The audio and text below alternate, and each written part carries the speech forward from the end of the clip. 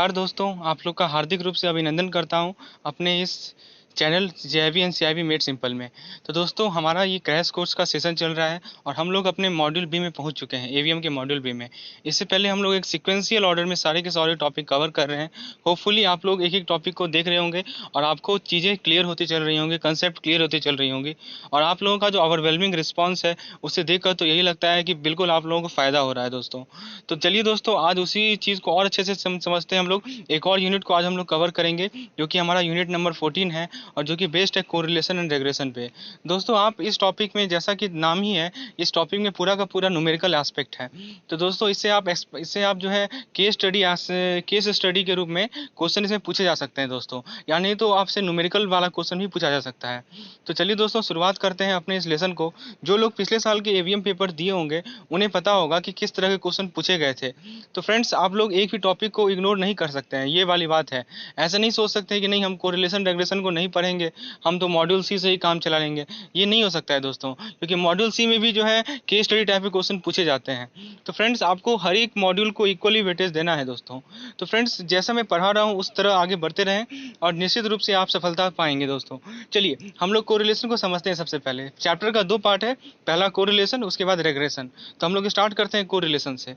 मेरे इस लेक्चर को पढ़ने के बाद आपको केवल प्रैक्टिस की आवश्यकता है और थ्योरेटिकल एस्पेक्ट तो एकदम क्लियर रहेगा और मैं याद भी सारा फॉर्मूला आपको करवा दूंगा। बस अंतिम तक बने रहें, आप देखिएगा आपको फॉर्मूला आपके फिंगर टिप्स पे होगा दोस्तों। चलिए, मैं 2 एग्जाम्पल भी करवाऊंगा, कुछ न्यूमेरिकल क्वेश्चंस भी करवाऊंगा आप लोगों को। तो बने रहिए अंतिम तक, आप निश्चित रूप से इस टॉपिक को अच्छे तरीके से सीख के जाएंगे यहाँ से। सबसे पहले कोरिलेशन को समझते हैं होता क्या है दोस्तों। तो कोरिलेशन बेसिकली रिलेशनशिप है। तो किसके किसके बीच का रिलेशनशिप है? तो 2 वेरिएबल के बीच का रिलेशनशिप है दोस्तों। तो हमारे पास 2 वेरिएबल होंगे, उनके बीच के रिलेशनशिप को हम लोग कोरिलेशन कहते हैं। जैसा कि नाम से ही क्लियर है, को रिलेट। तो ये क्या करता है? 2 वेरिएबल को रिलेट करता है।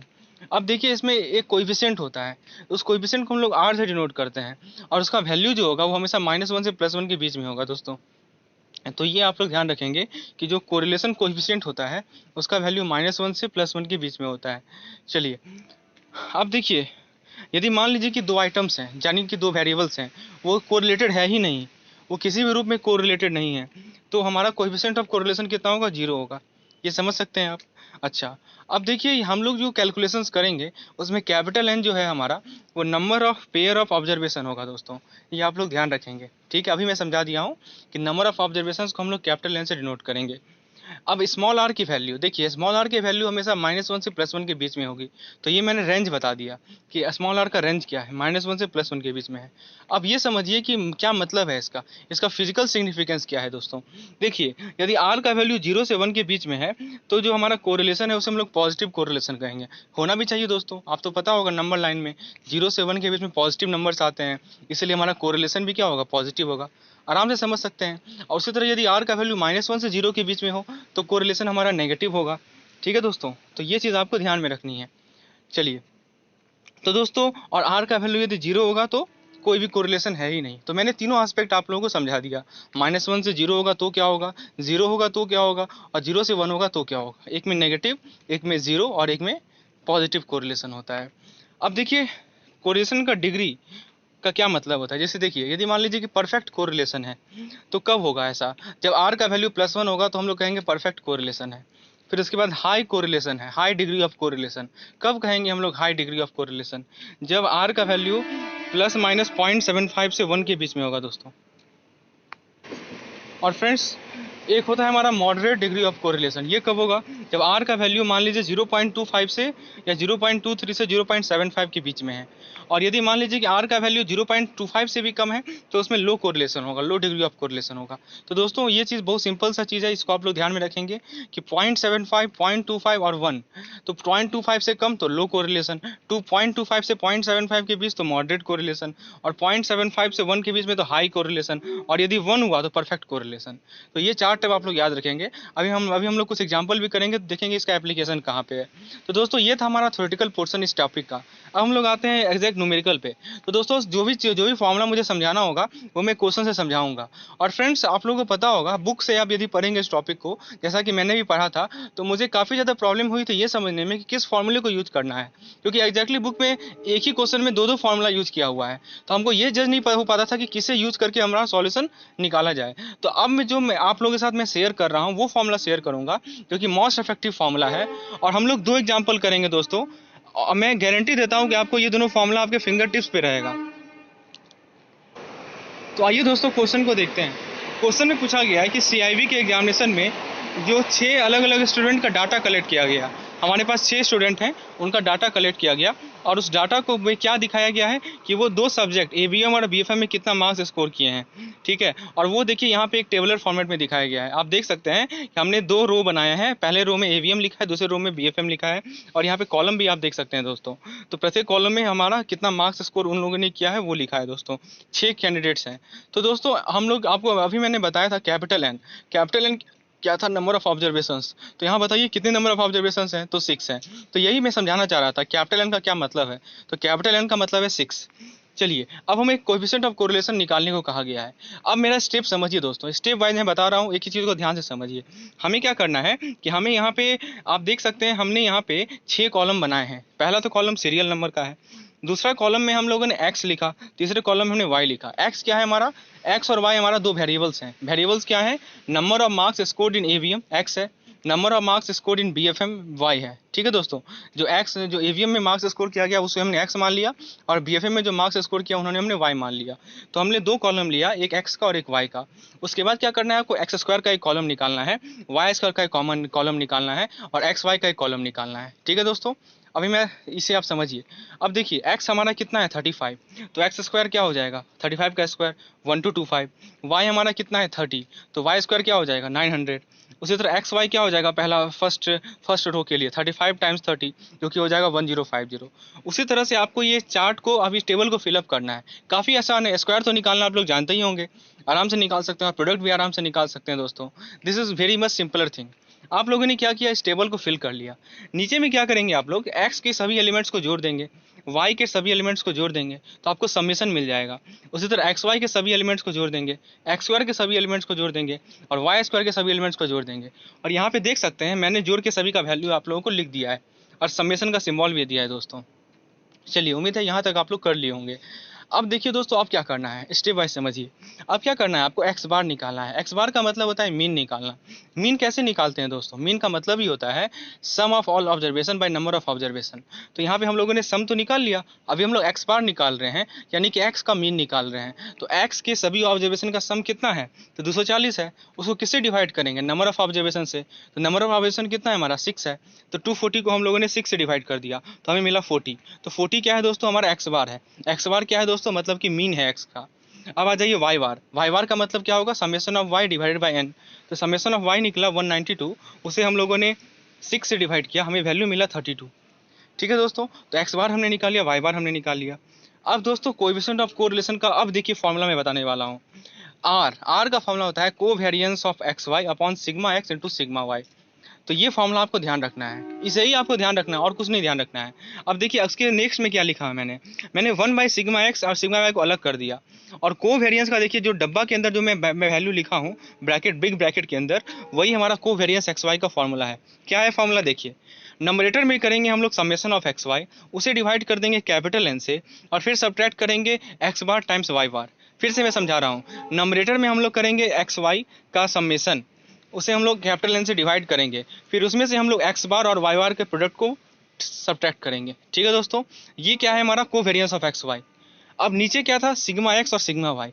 अब ये प्रश्न उठता है कि सिग्मा एक्स कैसे निकाला जाए और सिग्मा वाई कैसे निकाला जाए। पहले ये तो पता करें कि सिग्मा एक्स सिग्मा वाई है क्या। तो दोस्तों सिग्मा एक्स है स्टैंडर्ड डेविएशन ऑफ एक्स, और सिग्मा वाई है standard deviation of Y.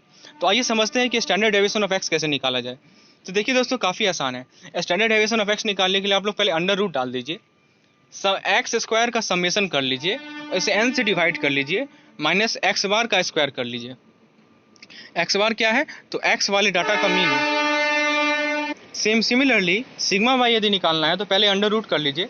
Under root के बाद आप क्या करेंगे, अंडर रूट के बाद समेशन ऑफ वाई स्क्वायर कर लीजिए, उसे कैपिटल एन से डिवाइड कर दीजिए, उसमें से वाई बार का होल स्क्वायर को आप सब्ट्रैक्ट कर लीजिए। ठीक है दोस्तों, अब जरा चार्ट को देखिए, चार्ट में हम लोगों का समेशन एक्स स्क्वायर कितना आया था, देखिए 9820 आया था, तो हम लोगों ने एक्स स्क्वायर के समेशन की जगह 9820 लिख दिया। कैपिटल एन कितना है 6 है, तो 6 से डिवाइड कर लिया। एक्स बार का वैल्यू कितना मिला था हमें 40 मिला था, तो 40 का स्क्वायर कर लिया जो 1600 आ गया। इसका वैल्यू यदि आप रूट निकाल के देखेंगे तो आपको मिलेगा 6.06। उसी तरह सिग्मा वाई का वैल्यू कैसे निकालेंगे, तो summation of y square, summation of y square कितना मिला 6182 डिवाइडेड बाई कितना, डिवाइडेड बाई 6 माइनस 1024, तो ये आपको मिलेगा 2.52। तो सिग्मा एक्स निकाल लिया हमने, सिग्मा वाई निकाल लिया हमने। अब क्या निकालना है, कोएफिशिएंट ऑफ कोरिलेशन। तो बताइए 1 by sigma x into sigma Y under bracket summation of x Y divided by N minus X bar into Y bar. ठीक है दोस्तों, एक दो बार बोलिए अपने मुंह से, अपने आप याद हो जाएगा। बस इसी फॉर्मूले को हर एक जगह यूज करना है, कोई दूसरा फॉर्मूला नहीं देखना है आपको। ध्यान दीजिएगा, स्मार्ट वर्क यही है कि 10 चीज़ को नहीं पढ़ के एक ही चीज़ को बार बार पढ़ें। मैं फिर से समझा रहा हूँ, एक ही मटेरियल को यदि आप विश्वास कर रहे हैं मेरे मटेरियल पे, तो आप इसी मटेरियल को 10 बार पढ़िए, निश्चित रूप से आप सफलता पाइएगा। ऐसा नहीं कि थोड़ा सा यहाँ पढ़ लिया थोड़ा सा वहाँ पढ़ रहे हैं, ये बिल्कुल अप्रोच आपका नहीं होना चाहिए। एक मटेरियल पे आप पूरा कॉन्फिडेंट हो जाइए कि नहीं मैं जो भी पढ़ूंगा यहीं से पढ़ूंगा, और बार बार आप देखिएगा उस चीज़ को तो दिमाग में वो बैठता चला जाएगा दोस्तों। और 10 जगह से पढ़िएगा तो कन्फ्यूज होइएगा। ठीक है, कहीं देखिएगा ये फॉर्मूला, कहीं देखिएगा वो फॉर्मूला, और जब एग्जाम का समय आएगा तो पता ही नहीं चलेगा कि कौन सा फॉर्मूला यूज करें हम लोग। तो दोस्तों कोएफिशिएंट ऑफ कोरिलेशन हमें निकालना है, तो क्या होगा, सिग्मा एक्स की जगह पुट किया हमने 6.06, सिग्मा वाई की जगह पुट किया हम लोगों ने 2.52। अब देखिए समेशन ऑफ एक्स वाई हम लोग निकाल चुके थे अपने इस टेबल से, वो हमें मिला था 7732, वहाँ हम लोग 7732 पुट करेंगे, डिवाइडेड बाई 6 करेंगे, माइनस एक्स बार हमें मिला था 40, वाई वाई मिला था हमें 32, इसे भी मल्टीप्लाई करेंगे, तो हमें कोएफिशिएंट ऑफ कोरिलेशन आर का वैल्यू मिल जाएगा 0.57 दोस्तों। तो दोस्तों उम्मीद है आपको समझ में आ गया होगा कैसे हमने कोएफिशिएंट ऑफ कोरिलेशन निकाला। अब प्रश्न ये होता है कि इसका डिग्री क्या है। अभी मैंने बताया था कि यदि 0.75 से 0.25 के बीच में है तो मॉडरेट डिग्री ऑफ कोरिलेशन है। तो जैसा कि यहाँ आप देख सकते हैं ये 0.57 है, तो ऑब्वियसली ये मॉडरेट डिग्री ऑफ कोरिलेशन का हमारा केस है। तो दोस्तों अब मैं आपको याद करवाता हूँ ये फॉर्मूला, स्टेप समझिए। क्या करना है, एक्स बार निकालना है, वाई बार निकालना है, एक्स स्क्वायर निकालना है, एक्स स्क्वायर का समेशन निकालना है, वाई स्क्वायर का समेशन निकालना है, एक्स वाई का समेशन निकालना है। ठीक है दोस्तों, X bar Y bar, X square का समेशन, वाई स्क्वायर का समेशन और एक्स वाई का समेशन।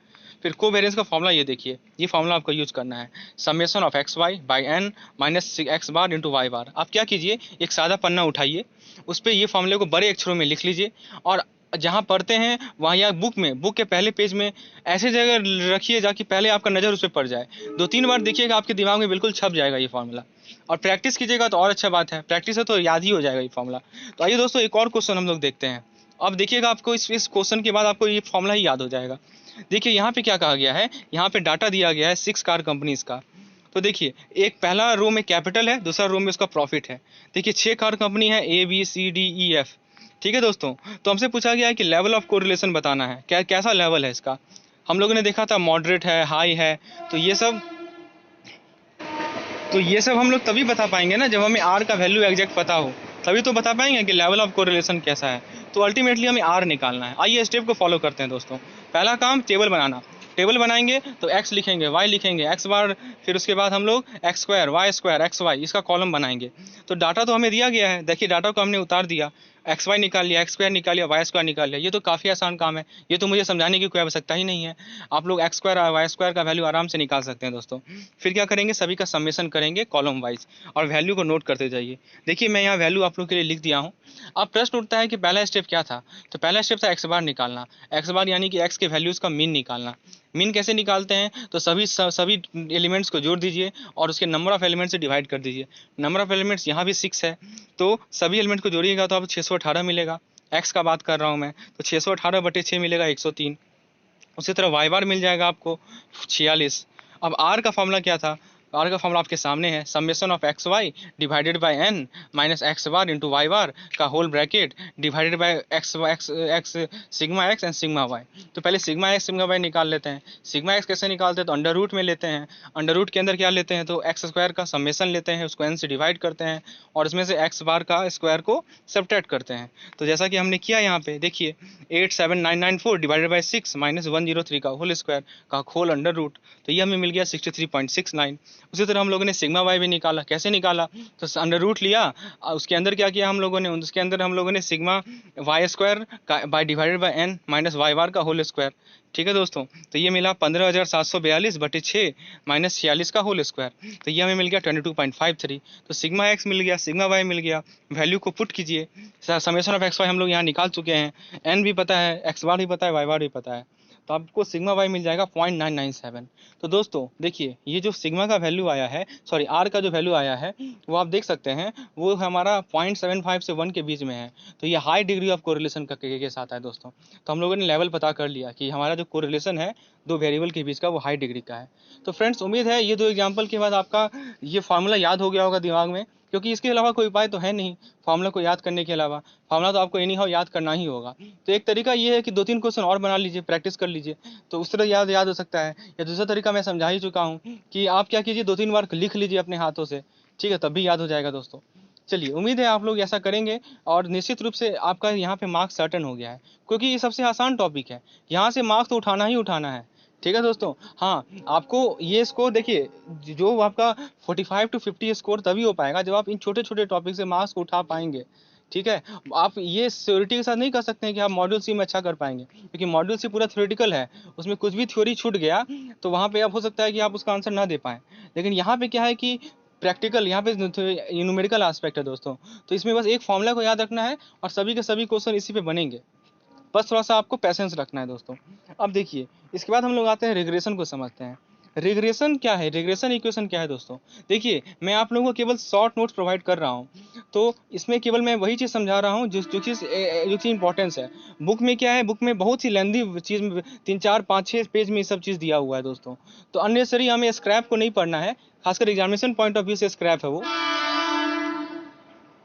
तो हमें क्या करना है, उसमें जो काम का चीज़ है बस वो पढ़ना है, तो वो मैं आप लोगों के सामने प्रस्तुत कर रहा हूँ दोस्तों।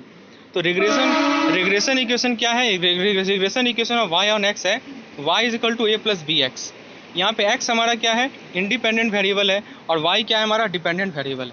ए क्या है, ए है हमारा वाई इंटरसेप्ट, और बी क्या है, स्लोप ऑफ लाइन। ये आप लोग जानते भी होंगे, किसी भी लीनियर इक्वेशन में लाइन का इक्वेशन होता है, उसका जनरल फॉर्म होता है Y is equal to A plus B x. तो ए होता है हमारा वाई इंटरसेप्ट और बी हमारा लाइन का स्लोप होता है। तो देखिए, ए और बी जो है हमको यदि पता हो तो हम लोग लाइन का equation y is equal to A plus B x को हम लोग फुल्ली नो कर सकते हैं, प्रोवाइडेड क्या क्या पता हो, हमें ए पता हो और बी पता हो। अब ये प्रश्न उठता है, ए और बी कैसे निकालें हम लोग? तो उसके लिए हमारे पास एक फॉर्मूला है, बस इस फॉर्मूले को आपको याद रखना है। बी का फॉर्मूला है summation of x Y minus N times x bar into Y bar whole divided by summation of x square minus N times x bar का होल स्क्वायर। उसी तरह हम लोगों ने यदि यहाँ से बी निकाल लिया, अब ए निकालने के लिए क्या करेंगे, ए निकालने के लिए हम लोग Y bar minus B x बार करेंगे, तो हमें ए मिल जाएगा दोस्तों। बस ये दो फॉर्मूला आपको ध्यान में रखना है। आइए क्वेश्चन को देखते हैं। क्वेश्चन में कहा गया है कि कोई कार का खरीदार है, ऑनर है, वो इंटरेस्टेड है किसी कार के एज और उसके एनुअल रिपेयर एक्सपेंसेस के रिलेशनशिप के बीच में, वो जानना चाहता है दोस्तों। तो और वो और इंटरेस्टेड है कि वो ये भी जानना चाहता है कितना एक्सपेंस, कितना खर्चा होगा यदि 4 साल का पुराना कार हो तो। अब देखिए, डाटा हमें दिया गया है, कार नंबर देखिए दिया हुआ है 501, 502, 503, 504, मतलब चार कार का कार नंबर दिया हुआ है। एज देखिए, एज को हम लोगों ने एक्स मान लिया, एक्सपेंस को हम लोगों ने वाई मान लिया। हो सकता है लाख में हो, करोड़, सॉरी थाउजेंड्स में हो, ये क्वेश्चन में दिया हुआ है। तो यदि 5 साल का कार है तो उसका एक्सपेंस होता है 7,000 रुपया, 3 साल का कार है तो उसका एक्सपेंस है 7,000 रुपया, 3 साल का फिर 6,000, ऐसे करके हमें डाटा दी गई है। इसके लिए आपको निश्चिंत रहना, ये डाटा आपको क्वेश्चन में दी गई होंगी।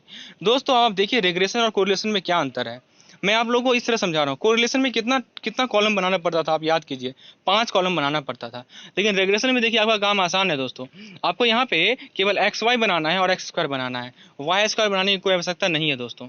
ठीक है, चलिए, तो आप जरा खुद कंपेयर कर लीजिए। यहाँ देखिए, यहाँ जब आप बनाते थे तो एक्स वाई बनाते थे, एक्स स्क्वायर बनाते थे, वाई स्क्वायर बनाते थे। तो यहाँ पे केवल आप क्या बना रहे हैं, एक्स वाई बना रहे हैं और एक्स स्क्वायर बना रहे हैं। तो एक्स वाई तो आप लोग आराम से निकाल सकते हैं, 5 टाइम्स 7 35, 3 टाइम्स 7 21, 3 टाइम्स 6 18, 1 टाइम्स 4 4, सबको जोड़ लीजिए, समेशन मिल जाएगा, 78 होगा समेशन।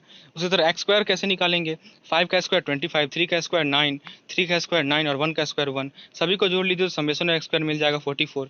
अब क्या करना है, एक्स बार निकालना है। एक्स बार कैसे निकालेंगे, एक्स के सभी वैल्यू को ऐड करके एन से डिवाइड कर दीजिए जो कि 3 मिल जाएगा। वाई बार निकालेंगे जो कि 6 मिल जाएगा। फार्मूला क्या था बी का, पहले बी का फार्मूला अप्लाई कीजिए, summation of x Y minus N times x bar into Y bar divided by summation of x square minus N times x का होल स्क्वायर। वैल्यू को पुट करते जाइए, सब कुछ वैल्यू आपको पता है, तो बी का वैल्यू मिल जाएगा 0.75 और ए निकालने के लिए क्या करना है, Y bar minus B times x बार।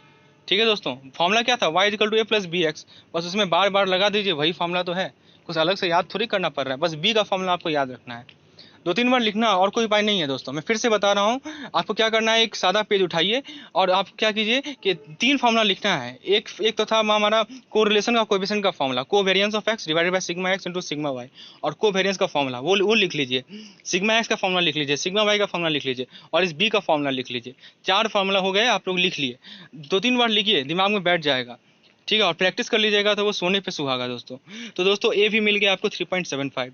तो रिग्रेशन इक्वेशन क्या हो गया आपका, y is equal to A plus B X, A की जगह 3.75 पुट कर दीजिए, बी की जगह 0.75 पुट कर दीजिए, तो y का फॉर्मूला आ गया हमारे सामने। तो हमें रिलेशनशिप मिल गया हमारे वेरिएबल के बीच में। देखिए यही काम होता है रिग्रेशन का। आपको डाटा दिया हुआ था, आप डाटा के बेसिस पे आप रिलेशनशिप निकाल लिए। अब आपको क्वेश्चन में एक और पार्ट था, उसमें ये पूछा गया था कि 4th ईयर में ये बताना है कि क्या रिलेशनशिप है, तो x का वैल्यू आप 4 पुट कर दीजिए, तो आपको y मिल जाएगा 6.75। तो y हमने क्या एज्यूम किया था, y हमने एक्सपेंस एज्यूम किया था, तो एक्सपेंस हमें मिल गया 6.75। तो दोस्तों ये था हमारा आज का लेसन। उम्मीद है मैं आप लोगों को कोरिलेशन और रिग्रेशन को अच्छे तरीके से समझा पाया हूँ। दोस्तों मैं उम्मीद कर रहा हूँ कि ये चीज़ें आपको क्लियर हुई हैं। तो एक लाइक तो बनता है दोस्त, और लाइक करना ना भूलें, चैनल को सब्सक्राइब करें, और इस तरह क्रैश कोर्स का सेशन हमारा आगे बनता रहेगा। इस चैनल के साथ बने रहें, आप ही का फ़ायदा होगा, आप ही लोग अच्छा मार्क्स स्कोर कर पाएंगे दोस्तों। तो फ्रेंड्स, यदि पीडीएफ की आवश्यकता है तो नीचे डिस्क्रिप्शन में लिंक मिलेगा आपको, उस पर क्लिक करें, आपको पीडीएफ रेगुलर इंटरवल पे मिलता रहेगा। धन्यवाद।